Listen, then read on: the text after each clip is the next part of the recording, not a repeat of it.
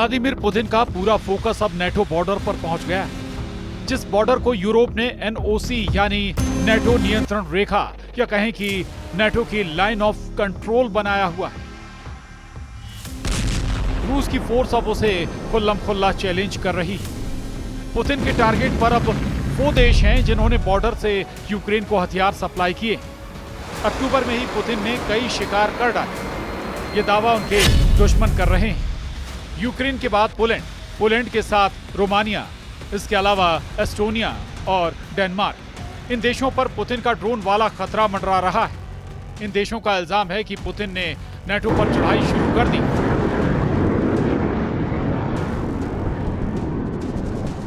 क्योंकि रूस के ड्रोन इन सभी देशों के एयर स्पेस को चीरकर अब पूरे यूरोप पर हमले का सिग्नल दे रहे हैं। इन देशों को मिली वार्निंग के बाद पुतिन ने पश्चिमी यूक्रेन में उस जगह बहुत बड़ा हमला बोला जहां से नेटो का बॉर्डर सिर्फ 70 किलोमीटर दूर है। रूस ने पोलैंड बॉर्डर के करीब यूक्रेन के लवीव शहर पर बहुत बड़ा हमला किया है। बिजली के ठिकानों से लेकर कई इमारतों को नुकसान पहुंचाया है। रूस के ड्रोन और क्रूज मिसाइल वाली फोर्स ने लगातार इस शहर पर हमले किए। अटैक ऐसे कि इसकी गूंज सिर्फ 70 किलोमीटर दूर पोलैंड तक नहीं बल्कि बेल्जियम में नेटो मुख्यालय तक पहुंच रही है।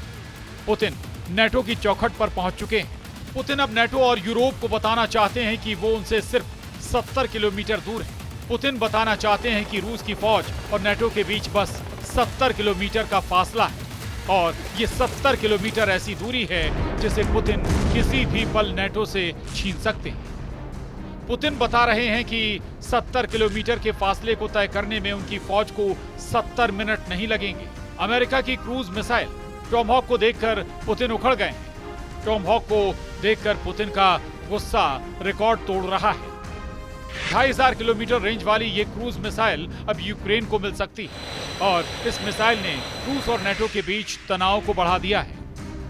हालात ये हैं कि पुतिन के ड्रोन अब अपना बॉर्डर पार करके रूस के दुश्मनों को ललकार रहे हैं। डेनमार्क की प्रधानमंत्री कह चुकी हैं कि नॉर्वे, पोलैंड और रोमानिया के बाद अब उनका देश खतरे में, क्योंकि इन तीन देशों में ड्रोन वाली घुसपैठ के बाद अब यही पैटर्न डेनमार्क में भी दोहराया गया। मतलब साफ है कि रूस पूरे पूर्वी यूरोप को दबाव में लाना चाहता है और ये बात डोनाल्ड ट्रंप को भी बहुत अच्छी तरह मालूम है। ट्रंप के प्रवक्ता कैरोलिन लीवेट का कहना है कि ट्रंप की सरकार इसे बहुत गंभीरता से लेती है और हम इस पर लगातार नजर रख रहे हैं। अमेरिका की राष्ट्रीय सुरक्षा परिषद हमारे नाटो सहयोगियों के साथ लगातार संपर्क में है और राष्ट्रपति ट्रंप उनमें से कई से बात भी करते हैं। जर्मनी ने पुतिन को भड़काने वाला एक और कदम उठाया है। जर्मनी के रक्षा मंत्री बोरिस पिस्टोरियस ने लिथुआनिया जाकर रूस को आमने सामने के युद्ध के लिए ललकारा। जर्मन रक्षा मंत्री ने कहा है कि बाल्टिक देशों को बचाने के लिए उनका देश तैयार है और जर्मनी इस इलाके में रूस को मुंहतोड़ जवाब देगा। इसके लिए लिथुआनिया में 2026 तक जर्मनी के 2000 सैनिक तैनात रहेंगे। पुतिन से नेटो की लड़ाई का खतरा बहुत बड़ा है। रूस से लड़ने के लिए फ्रांस पहले ही तैयार बैठा हुआ है। फ्रांस का सबसे खतरनाक जेट राफाल लगातार पोलैंड के आसमान में गश्त लगा रहा है। युद्ध का माहौल अंगड़ाई ले रहा है। ये फ्रांस के राफाल जेट हैं जिन्हें भेजने वाले इमैनुअल मैक्रों हैं।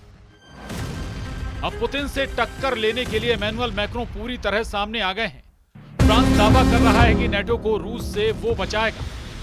फ्रांस ने रूस को यूक्रेन के बॉर्डर पर रोकने के लिए अपने सबसे खतरनाक फाइटर जेट राफाल को पोलैंड में तैनात कर दिया है। राफाल बख्शेगा नहीं, इसकी गारंटी राफाल पर लगी मिसाइल दे रही है। राफाल के विंग टिप पर लगी माइका मिसाइल, ये एयर टू एयर मिसाइल है जो दुश्मन के विमान को 80 किलोमीटर की रेंज में मार सकती है। जब दूसरा राफाल पलटता है तो उसकी विंग के नीचे नजर आती है मैजिक सुपर 530 मिसाइल। इसकी रेंज है 40 किलोमीटर, यानी लंबी और छोटी दूरी। मैजिक सुपर 530 और माइका हर तरह के खतरों के लिए राफाल पूरी तरह तैयार और उसके सामने इस वक्त चुनौती है पुतिन के विमानों और रूस से लॉन्च होने वाले ड्रोन को रोकना।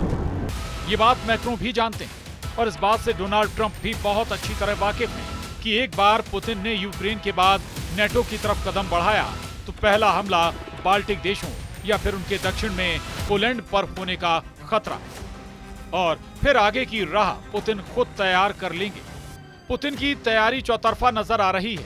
वो युद्धाभ्यास करके समंदर से जिरकॉन हाइपरसोनिक मिसाइल भी फायर कर रहे हैं। उनके सुखोई 34 सुपरसोनिक बॉम्बर भी तैयार कर दिए गए हैं। रूस और बेलारूस अपनी सेनाओं के बीच तालमेल बढ़ाने के लिए किसी भी हद तक जाने को तैयार है। पोलैंड इस तैयारी का सबसे बड़ा नुकसान उठा सकता है, इसकी आशंका पूरे नेटो को है। पुतिन की सेना ने 3.5 साल के युद्ध में सबसे खतरनाक अटैक की तैयारी शुरू कर दी। रूस इस बार यूक्रेन पर नहीं बल्कि नेटो पर सबसे बड़े हमले के लिए खुद को आजमा रहा है, क्योंकि अमेरिका और नेटो ने भी रूस को दबाने में कोई कसर बाकी नहीं रखी। अमेरिका के उपराष्ट्रपति जेडी वेंस ने जब से यूक्रेन के लिए टॉम हॉक का नाम लिया है, पुतिन का मूड बिगड़ गया है। जेलेंस्की ने जब से अमेरिका से टॉम हॉक मांगी है, पुतिन यूक्रेन को लगातार बड़ी सजा देना चाहते हैं। टॉम हॉक के ऐसे वीडियो यूक्रेन का हौसला बढ़ा सकते हैं, लेकिन वो ये भी जानते हैं कि पुतिन का गुस्सा अब रिकॉर्ड तोड़ रहा है और इसका पहला निशाना यूक्रेन के बाद पोलैंड बन सकता है, क्योंकि लवीव पर हमला करके पुतिन साफ साफ बता रहे हैं। पुतिन ने नेटो और यूरोप को मैसेज भेज दिया कि वो उनसे सिर्फ 70 किलोमीटर दूर है। पुतिन ने बता दिया है कि उनके और नेटो के बीच अब बस 70 किलोमीटर का फासला है, और ये 70 किलोमीटर ऐसी दूरी है जैसे पुतिन की फौज ने नाप लिया तो नेटो घुटनों पर आ सकता है। पुतिन बता रहे हैं कि 70 किलोमीटर के फासले को तय करने में उनकी फौज को 70 मिनट नहीं लगेंगे। इसलिए अक्टूबर का महीना यूक्रेन और रूस के बीच नहीं बल्कि पुतिन और नेटो के बीच तनाव बढ़ा रहा है। इस महीने के आने वाले दिन बहुत अहम होने वाले हैं।